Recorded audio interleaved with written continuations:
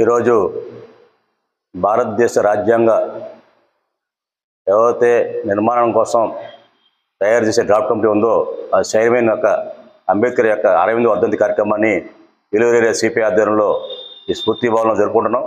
ఈ కార్యక్రమం అధ్యక్షత వహించినటువంటి యామశంకర్ గారికి ఆదరణ అందరూ కూడా ధన్యవాదాలు తెలియజేస్తూ 1947లో మన స్వాతంత్రం వచ్చిన తర్వాత మన దేశాన్ని పాలకులు ముందుకు సాగించడం కోసం భారతదేశంలో ఉన్న విభిన్న కులాలు మతాలు జాతుల యొక్క అభివృద్ధికి దోహదపడే రాజ్యాంగాన్ని రూపొందించడంలో కత్తిమీద సాములాగా ఉన్న ఈ వ్యవహారంలో అంబేద్కర్ నాయకత్వంలో ఈ రాజ్యాంగం రూపొందించడం జరిగింది.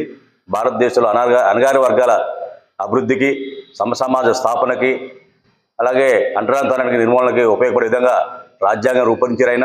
ఆయన రూపొందించిన రాజ్యాంగాన్ని 2014 అధికారులు వచ్చిన ఈ మోడీ ప్రభుత్వం తూట్లు పొడుస్తూ మత విద్వేషాలకి ప్రేరణ చేస్తుంది. దానికి వ్యతిరేకంగా రానున్న కాలంలో యాజ్ కమ్యూనిస్టులుగా అలాగే ప్రజాస్వామ్యవాదులుగా లౌకికవాదులుగా పెద్ద ఎత్తున ఉద్యమాలు చేయాల్సిన ఆవశ్యకత ఉంది. యాదృశ్చికంగా అయినప్పటికీ ఇదే రోజునే ఉత్తరప్రదేశ్లో అయోధ్యలో బాబ్రీ మసీదుని కూల్చిన సంఘటన బీజేపీ మోకలు చేసేయి. ఆ విధంగా ఆనాడే ఈ భారతదేశంలో ఈ యొక్క మతోన్మాదాల శక్తులు పెట్టడం ప్రారంభించారు.